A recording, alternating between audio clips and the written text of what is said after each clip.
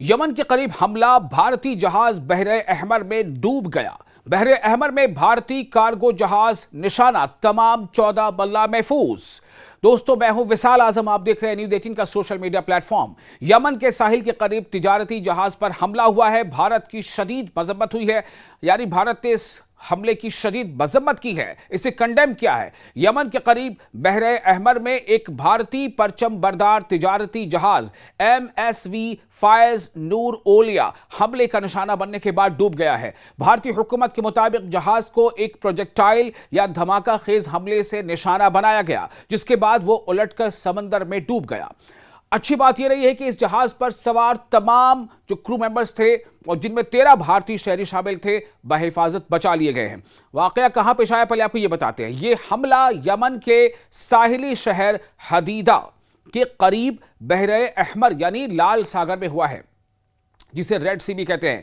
یمنی حکام کے مطابق جہاز حدیدہ سے تقریباً 13 ناٹیکل میل جنوب میں یعنی ساؤتھ میں موجود تھا جب اسے نشانہ بنایا گیا۔ امدادی کارروائی یمنی کوسٹ گارڈ اور بحری حکام نے انجام دی، جنہوں نے تمام عملے کو محفوظ مقام پر منتقل کر دیا۔ حملے کے پیچھے کون ہے، کس کا ہاتھ ہو سکتا ہے؟ بھارتی حکومت نے حملے کی شدید مذمت کی ہے۔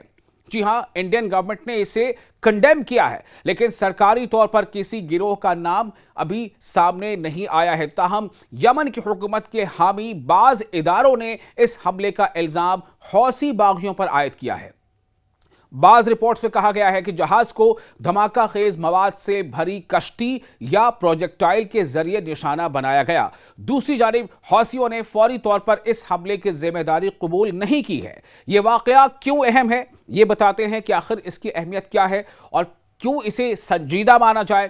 دراصل یہ محض ایک جہاز پر حملہ نہیں، بلکہ عالمی تجارت کے لیے یعنی ورلڈ ٹریڈ کے لیے ایک بہت بڑا سوال ہے، ایک بہت بڑی تشویش کا باعث ہے۔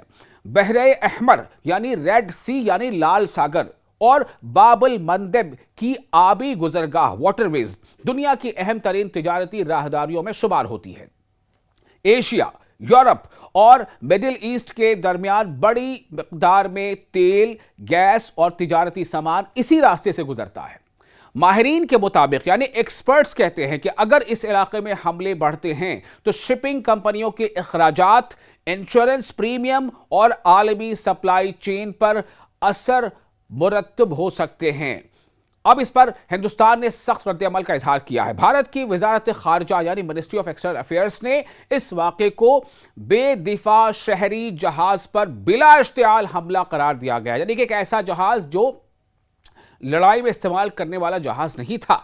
ایسے جہاز پر، جس کو آپ تو سب کہتے ہیں نا سویلین جہاز تھا، یعنی یا پھر یہ کہہ لے کہ وہ ایسا جہاز جو کم از کم جو لڑائی میں اس کا استعمال نہ ہوتا ہو، جس میں کوئی ڈیفنس کا نظام نہیں ہوتا ہے، جس میں کوئی حملے کے بچاؤ کا کوئی اس میں سسٹم نہیں ہوتا ہے۔ ایسے جہاز عام طور سے ایسے جہاز مال واہک جہاز ہوتے ہیں، تو ایسے جہاز کو بلا اشتعال حملہ اس پر ہوا قرار دیا گیا ہے اور کہا ہے کہ بین الاقوامی آبی گزرگاہوں میں یعنی جتنے بھی انٹرنیشنل واٹر ویز ہیں ان میں آزاد اور محفوظ جہاز رانی یقینی بنائی جانی چاہیے۔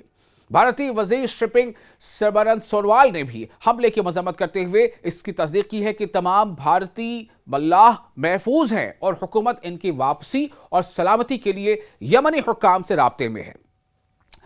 اب یہ سمجھ لیں کہ یمن کے قریب بھارتی جہاز MSV فائز نور اولیا کا ڈوبنا بحر احمر یعنی ریڈ سی یعنی لال ساگر میں سیکیورٹی کی بگڑتی صورتحال کی ایک اور مثال ہے۔